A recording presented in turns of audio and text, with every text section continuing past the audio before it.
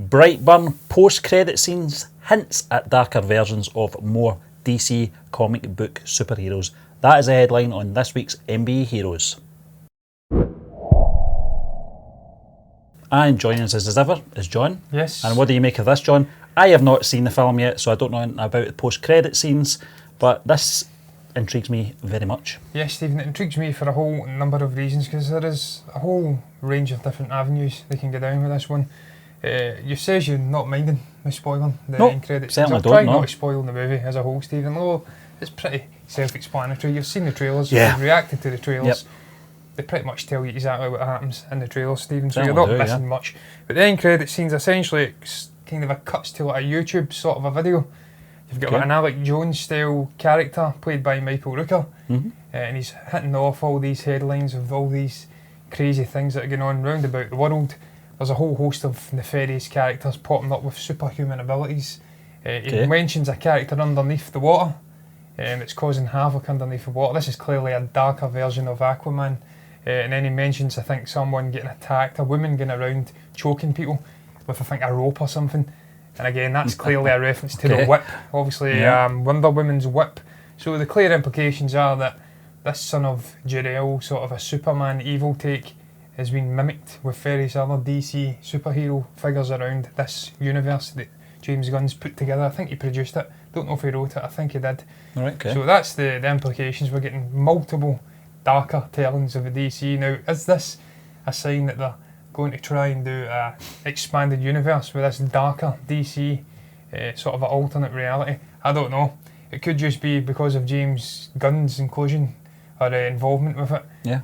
That he's just essentially having a little joke or a parody with the MCU's end credits. Yeah. It could be. They are indeed going to create an alternate universe. What would you want to see, Stephen? Firstly, John, I think it is a bit of a wind-up from James Gunn. I can't see them going down this road. The reason for that is pure and simple, is because if you're going to create these characters with all these abilities, you're going to have to create other characters that are going to have to try and counteract these superhero villains, or whatever you want to call them. It's a bit of a weird sentence, but we talked about it, John.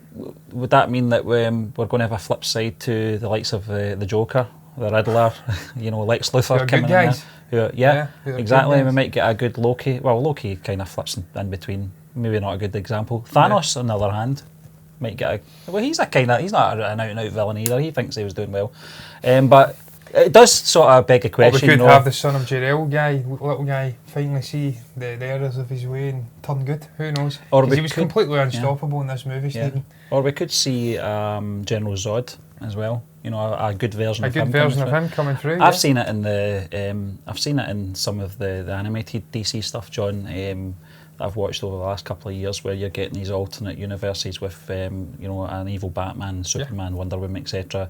And you're having that sort of crossover with the traditional characters having to go in and counteract these.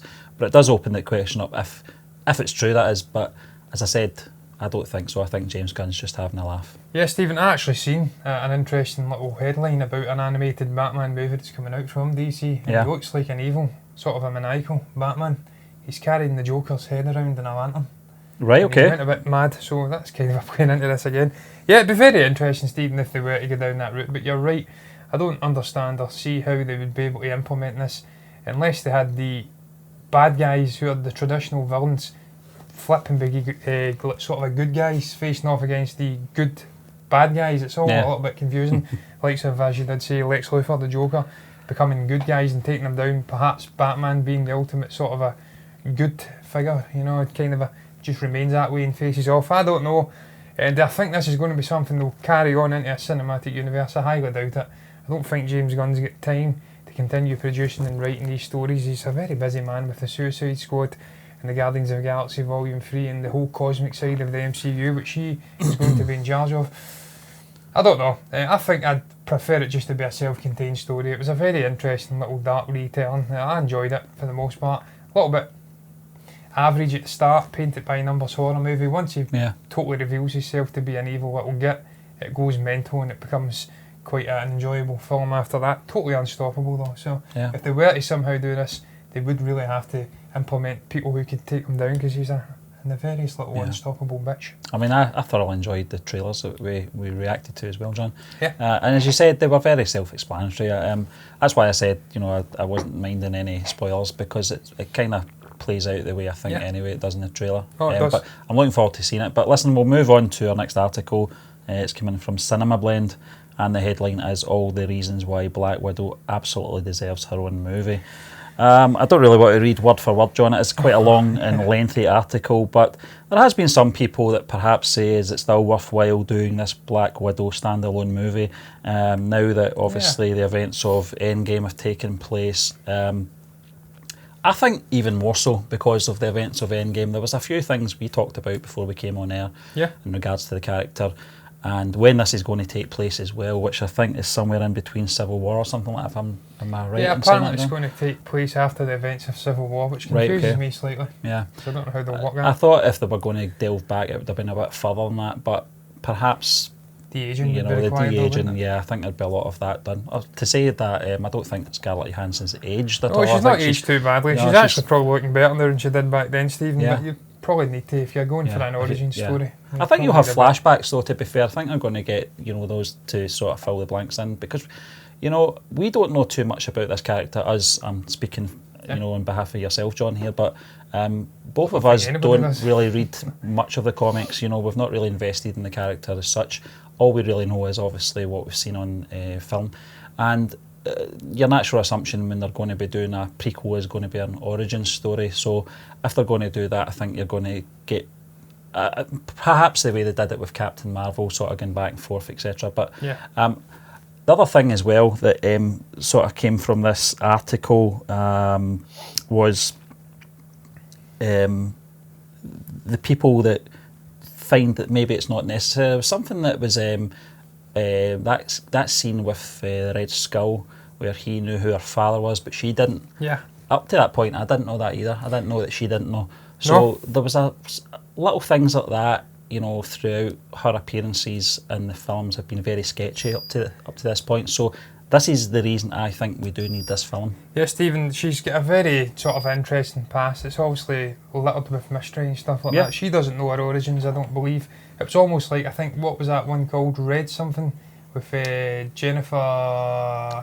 Jennifer Lawrence. Yeah. I watched it. It was a good film, but it's similar to that. She's obviously coming from like the Soviet or Russia or Ukraine or whatever. She's been indoctrinated into this sort of a assassin, sort of a scheme plan, I don't know what you'd call it, program. And then she's kind of a lost touch of, either just gave her something akin to like a Wolverine thing, a serum to blank her memories of her childhood out, or she's just been completely brainwashed and forgot about it. So I actually thought if they were doing this story, it would have been focused more on hugging back and looking at her past, trying to discover her origins and her father and her mother.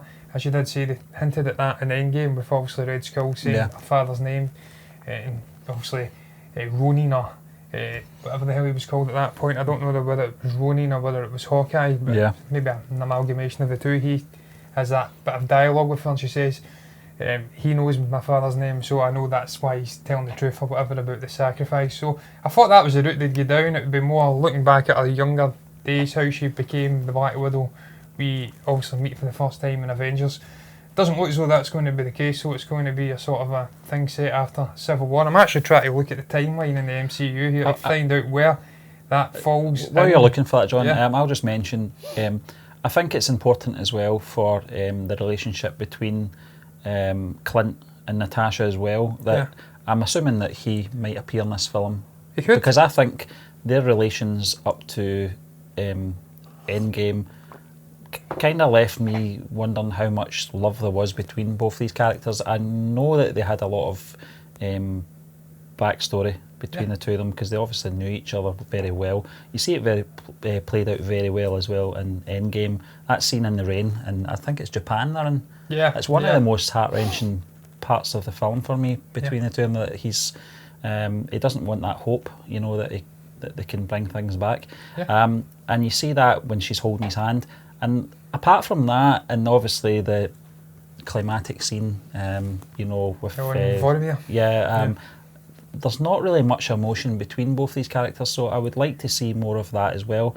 I don't see any mention of him appearing in this film at all. Well, I mean, he could, Stephen, but I think it's important he does. Yeah. Well, I mean, there's a couple of possibilities there. Also, as you did say, potentially we get Jenny Morena coming in, because it does hint at that relationship. She goes out of her way. He's sort of lost his way, his humanity, if you like. He's killing endlessly because he's lost his family and the final finger snap.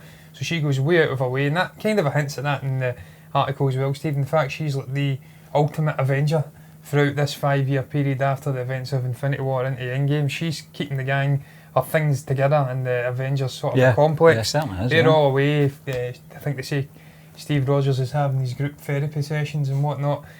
Tony Stark's pouting away and also having his young daughter. She's keeping things together. So this is another reason why we have to see this movie, because she's the ultimate Avenger. She's the ultimate sort of you've seen the development of the character from Avengers Assemble, where she's essentially just an assassin. She turns into this more humane sort of a character. She's got multiple relations. Obviously Bruce Banner as well. There was that relationship between them. That's why I was actually looking at the timeline, because the last time we see Hulk after Civil War, or the next time we see him is in Thor Ragnarok, and he's obviously a complete Hulk. You don't see the Bruce Banner character, so something's happened in the intervening time to send him a bit mental. He's became a complete Hulk character. He's discarded Bruce Banner. So could there be something in that period between those two that could be explored? I don't know. It's all very interesting. I thought their relationship, John, at that point, especially in the first Avengers 3, I thought there was a part, I can't remember who said this could be awkward between those two characters, because I think it was the first time they met since the last time they met. And as you said, there's that void to fill in. This could be the opportunity to do it. First and foremost though, Stephen, I just want to see this character getting its own story, because she's such a cool character. She can handle herself. We've seen it time and again. Great acrobatic sort of. I thought the interrogation scene in Avengers was fantastic. It's one of the scenes that stand out for me in that film. Absolutely took them apart. Well, she was kind of, I think, tied to a chair. Just getting to see this character, how she got these skills and whatnot, and delving into the humanity and the development of her going into the events in Endgame. I cannot wait to see it. We'll just move on, John. This is actually still connected to the Black Widow film. This is coming in from comicbook.com, and it's did David Harbour just tease he's playing a Fantastic Four member in the Black Widow movie. Now, David Harbour was attending some panel, I think it was MCM in London, over the weekend, and he dropped a bit of a clanger saying this. He said, "This thing is joining the Marvel Cinematic Universe," and the article does say it's a peculiar line, to say the least. In regards to the thing, obviously being Ben Grimm from the Fantastic Four, could make an appearance, a very early appearance of the character in the Black Widow movie. Yeah, it's very interesting, Stephen. He's been in multiple sort of a comic book things now, hasn't he, really? He was in the Suicide Squad. I can't recall what the hell he played in that. I'm actually trying to find it, but he was in there. He was Dexter Tolliver, apparently. He's got a chance to come back and join the MCU now, potentially. What would I make of it? Obviously, he was in Hellboy this year as well, which has been an unmitigated disaster. Not his fault, though. Not his fault, I did say that. I think he looked pretty good. But apparently there was issues behind the scenes with that movie and whatnot, and it was a bit of a disaster. So it'd be nice to see him get his chance to sort of come back from that, get a second bite at the cherry with an interesting character. It would also be intriguing, Stephen, just to see these various different Fantastic Four characters. We spoke about this previously, them getting their sort of a definitive movie. It'd be intriguing to see them all being introduced in different manners and different stories, and then it comes to a culminant of sort of a standalone movie for the Fantastic Four themselves. I'm intrigued by it. I don't know how it would work, how you'd connect into Black Widow, but again, perhaps that somehow ties into, I don't know, actually, I was about to say ties into Hulk and Natasha's story, but it wouldn't make any sense, would it? I don't know how they'd work it, but I'd be all for it. I'm all for that, John. Fantastic Four growing up was one of my favourite animated cartoons. Animated cartoons, that doesn't sound right, does it? No. Of course cartoons are animated, but what I mean by that is I used to grow up with the likes of Spider-Man, cartoon, etc. Not Avengers, the Batman series as well. And one of my favourites was the Fantastic Four. When they came to the big screen, I was so disappointed with the interpretations of the characters. The first movie was okay. Second one, Silver Surfer, was just didn't do it for me. And then they did the reboot a couple of years ago, which I didn't even bother with. I think this, this way that possibly they could do it is the way to do it. Introduce these characters very early on. As I said, this is going to be a prequel anyway, so you're going back a few years for this character, if this is true. Learn all about him, and we'll do the same. That's an amazing image, the Hulk and the Thing. So it does just show you they have had interactions with Hulk and the Thing. And that was the thing I was going to mention as well, I forgot, John, in regards to the cartoon, was that Spider-Man would occasionally do a crossover, with the Fantastic Four. You get Doctor Doom, etc., going over to Spider-Man sort of world as well. But yeah, I'm all for that. I think it's a good way to introduce these characters. I think they've tried the old formula, just throwing these guys. They already know each other. Yeah, it doesn't work. There's a team already in place, and the audience are thrown into the situation, as things stand, rather than build these characters up. Let us get to know them. Let us get to understand where they came from. This is the way they could do it. And as we know, Marvel traditionally like to do that, Stephen. They like to expand the story out from sort of a standalones. They don't like fling all their eggs into one basket with one specific movie. And that's more DC with Justice League set up. So I'd be all for it. Do I think he's going to appear in a Black Widow movie? I think that's maybe grasping a little bit. It could be that he'll pop up in some other vein. But look, it's possible, as I did say. I think that they will explore that relationship. It could be a little thing though, John. It could be as much as a cameo. It could be. Yeah, he could just appear as maybe just an innocuous little side bit of set dressing. I don't know. It's all very intriguing though. I'd be all for David Harbour playing the Thing, Ben Grimm, whatever his name is. Never been a big Fantastic Four fan, I've got to be honest. But if they can introduce him, as I said before, in an organic fashion, and then have this sort of a quartet come together and being implemented and interweaving with the Avengers and whatnot, I'm all for it. All for it, man. Listen, we'll move on, John, to our next article. It's predicting Thor's Marvel movie future in the MCU Phase 4 now. As we know, we left him. He was joining a new band of merry men and ladies. Thor would like to go with the new titled as Guardians of the Galaxy. I'm sure Peter Quill had other ideas. That's not going to happen, is it? Peter won that, didn't he? That argument, or did he? I don't think he did. They said again? I can't recall the exact words. But basically, exactly, John. And it was one of the funniest things in the film. But this article is really just sort of begging the question where Thor will go, whether or not he will stay with the Guardians of the Galaxy. Assuming he's going to be in Guardians of the Galaxy Volume 3, which I think he's going to make some sort of form of appearance. I don't think they're going to just sort of mislead, the fans in that sense. No, I hope not. But really, beyond that, where is he going to go? Is he going to become a more cosmic member of the MCU, or is he going to go back to his roots? Who knows? I think, Stephen, with him being put into the Guardians, I think this is deliberate from Kevin Feige and the people involved in the MCU, bringing back James Gunn. He's such a powerful character. He's done his bit with sort of New Asgard. He's passed the reins over to Valkyrie. He's going to go off and have a completely new story. He's lost all of his family, the emotional tie to that sort of the Asgardian thing. So now he's going to go off with this new group, the Guardians of the Galaxy, Asgardians of the Galaxy, whatever you want to call them. And there'll be new adventures there. I think James Gunn coming in, we will see them explore the cosmic side now, which we'll get into in the final topic, which is connecting into that again. So I do think that's the likely way they'll go with it for his future, getting into Phase 4. I think they'll go off and have adventures with the Guardians.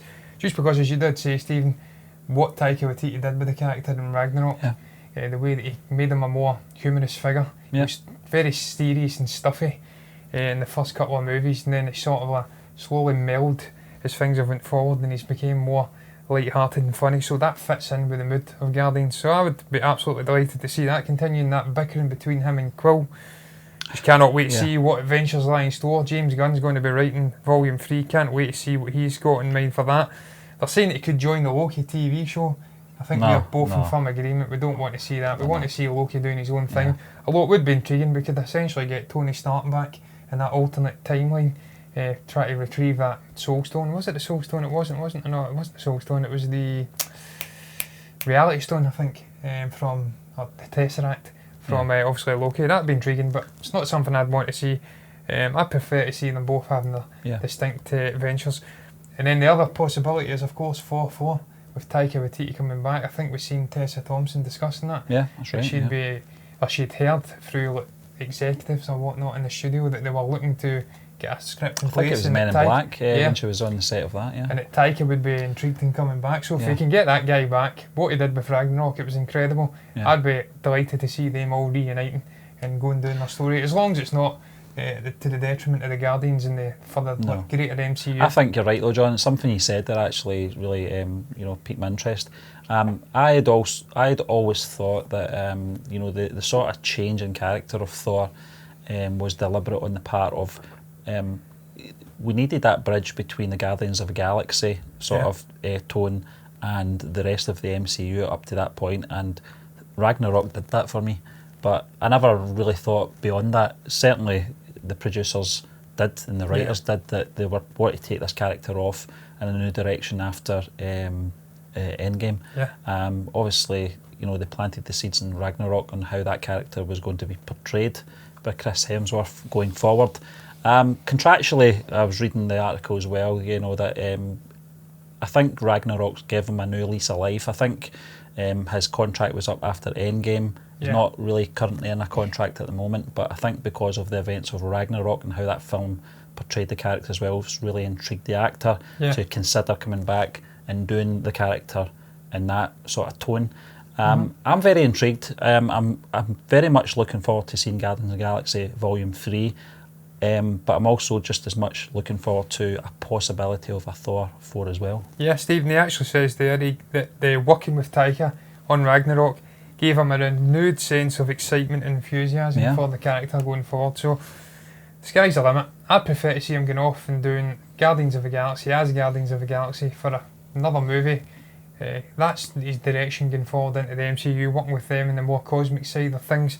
But there's all scope for a 4-4 movie as well, and he could be the lonesome sort of original character from the Avengers going forward into this Phase 4, which I'm all on board for. I love Chris Hemsworth, great guy, dead chilled. And I love Guardians of the Galaxy as well, John, and we're going to stay on that topic. Guardians of the Galaxy Volume 3, casting news may tease Adam Warlock's debut now. I know you've been reading more into this character than I have, John. I did see that screenshot.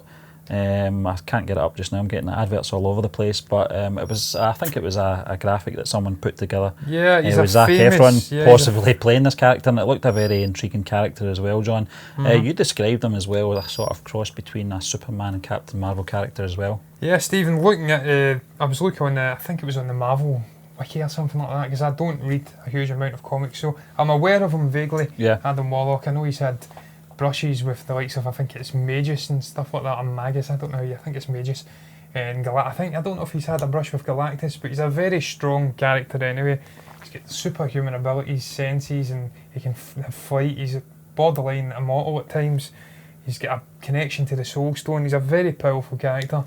And there was a brief thing at the end, I think, of Guardians Volume 2, where one of the characters, I think it was Elizabeth Debicki, mentioned creating some all-powerful perfect creature, and she'd call him Adam.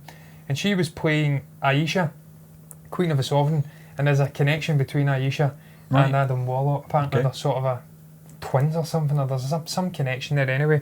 So I think it's clear that we're going to get Adam Warlock. Just the fact that they brought James Gunn back again, he had a clear vision, I think, for the cosmic side of the MCU. He was the guy in charge.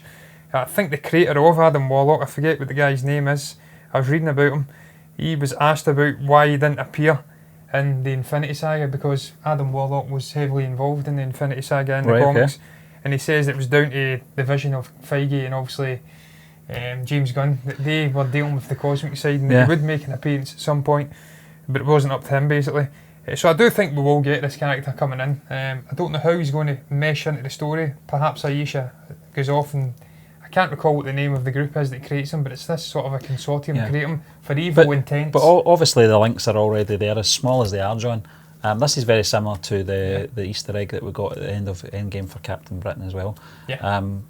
Which I'm not saying that they're going to go down the road and do that film or anything like that, but they always open up these possibilities, just like we're talking about the Fantastic Four with Ben Grimm, John. MCU are very good at doing that. They'll utilise characters, how big or small they are, and just put them in you know, whether it's a cameo or just a brief mention, it opens up the possibilities going forward if they want to go down that road. Not saying they might go down that road. In regards to this character, John, I didn't know too much about this character, but certainly the seeds have been planted very early on for some form of you know, character coming in and playing their part in the MCU as well, Adam Warlock. But I don't know. I think at the moment, I think the MCU are going to heavily focus on Captain Marvel at the minute, but that's not to say that they're not going to go down the road of, you know, bringing this character in very soon, because as you know, a lot of people have already said that Phase 4 is going to be very cosmic heavy with the characters, and you don't get more cosmic than this kind of character. Yeah, it was Jim Starlin, Stephen. Right, okay. He was a guy involved with Infinity Gauntlet, War and Crusade comics. He was, I think, asked about it, and I think they then asked one of the Russos. Right, okay. It says they never considered introducing him into the, I think, Endgame or Infinity War, because he's a character that exists more in the cosmic side, and that's James Gunn's thing. It was actually Russo that says it. So, look, I'm well up for seeing this character. We're going to see a shift for the MCU into the more cosmic scale. There's not really any way you can go after Thanos other than up to bigger, badder sort of antagonists who go over a 10-year period of interconnected stories, which I presume they'll be doing again with a new saga. So I don't know yet what they've got in place or what plans they have for maybe another antagonist that's going to just go through every single film connecting, and then we'll have another sort of Infinity War Endgame at the end of this saga. I don't know who they have in mind. Is it Galactus? Is it somebody else? I don't know. But there's a whole list. I'll finish on touching upon this guy, Stephen. It's Boss Logic. He's the guy that's been putting out these photos. He done the Zac Efron one. Yeah. He's also done a mock-up of Alexander Skarsgård potentially playing Adam Warlock, and again it looks very, very cool. The guy's so talented. He's actually had people from Marvel and Disney atting him on Twitter and telling him to make up like posters and whatnot. He does a better job than the official ones sometimes. The other one was, as you did say, Zac Efron, but Nikolai Coster-Waldau, who played obviously Jaime Lannister in Game of Thrones. Fantastic actor, and again very similar hairdo, long hair, chiselled chap, could come in and do a job. Personally, Stephen, if it was me, I'd like to see Zac Efron get a bite at the cherry. I don't know who it was that was speaking about him. Says that the guy's going to explode into a sort of a superhero movie at some point. He's getting quite a big physique. He's worked his balls off. He's kind of like the protege of Dwayne Johnson, who worked with him on Baywatch. That's right. Got a great physique. He's improving all the time, expanding out with his acting. I'd like to see him get a bite at the cherry, and you can't get a bigger bite at a superhero cherry than that. And look, he could totally face off and maybe have a connection with Captain Marvel as well. Who knows? Possibilities are endless. Exactly, and that's what the MCU are very good at doing, John. They But are. listen, that just wraps up the show for this week. We'd just like to thank you once again for joining us, and we'll be back again tomorrow with MBE Movie News.